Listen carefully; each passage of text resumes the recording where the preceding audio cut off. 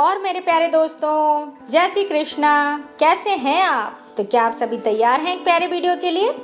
आज के इस वीडियो में हम बात करेंगे पितृपक्ष में क्यों किया जाता है पिंडदान एवं इसकी पौराणिक कथा के बारे में। दोस्तों, वीडियो यदि आपको अच्छा लगे तो इसे लाइक करें, अपने मित्रों के साथ शेयर करें और हमारे इस YouTube चैनल को सब्सक्राइब जरूर करें एवं वीडियो के नीचे कमेंट्स बॉक्स में जय श्री कृष्णा अवश्य लिखें। तो चलिए बात करते हैं पितृपक्ष में क्यों किया जाता है पिंडदान एवं इसकी कथा के बारे में। पितरों को तृप्त करना और उनकी आत्मा की शांति के लिए पितृपक्ष में श्राद्ध करना जरूरी माना जाता है। श्राद्ध के जरिए पितरों की तृप्ति के लिए भोजन पहुंचाया जाता है और पिंडदान व तर्पण कर उनकी आत्मा की शांति की कामना की जाती है। हिंदू पंचांग के मुताबिक पितृपक्ष अश्विन मास के कृष्ण पक्ष में पड़ता है। इसकी शुरुआत पूर्णिमा तिथि से प्रारंभ होती है जबकि समाप्ति अमावस्या पर होती है। आइए जानते हैं पितृपक्ष की पौराणिक कथा के बारे में। पितृपक्ष की पौराणिक कथा के अनुसार जोगे तथा भोगे दो भाई थे। दोनों अलग अलग रहते थे। जोगे धनी था और भोगे निर्धना। दोनों में परस्पर बड़ा ही प्रेम था। जोगे की पत्नी को धन का अभिमान था, किंतु भोगे की पत्नी बड़ी ही सरल हृदय थी।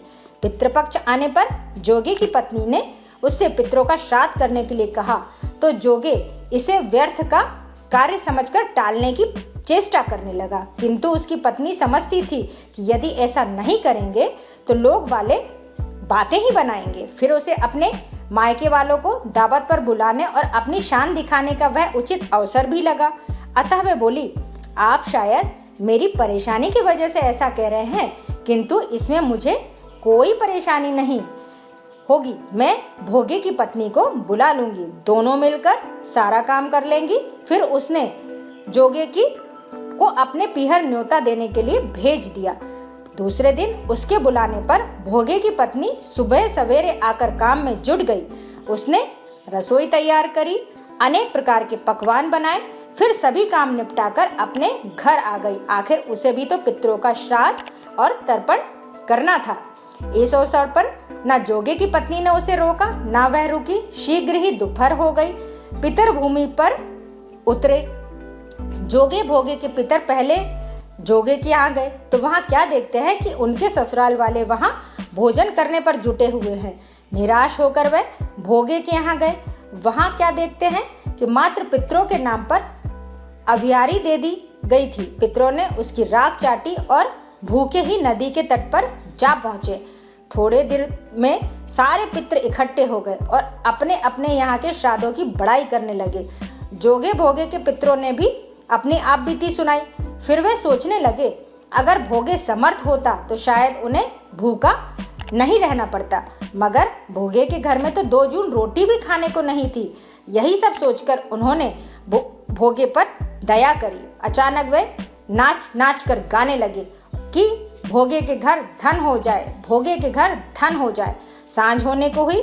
भोगे के बच्चों को कुछ भी खाने को नहीं मिला था। उन्होंने माँ से कहा, माँ भूख लगी है।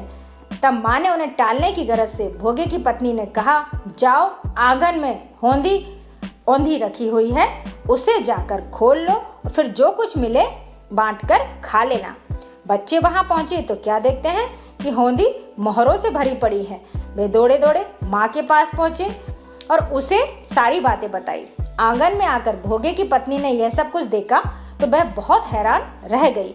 इस प्रकार भोगे भी धनी हो गया, मगर धन पाकर वह घमंडी नहीं हुआ। दूसरे साल का पितृपक्ष आया। श्राद्ध के दिन भोगे की स्त्री ने 56 प्रकार के व्यंजन बनाए। ब्राह्मणों को बुलाकर श्राद्ध किया, भोजन कराया, दक्षिणा दी। जेठ जेठानी को सोने चांदी के बर्तनों में भोजन कराया। इससे पितृ बड़े ही प्रसन्न तथा तृप्त हुए। तो आज के लिए बस इतना ही।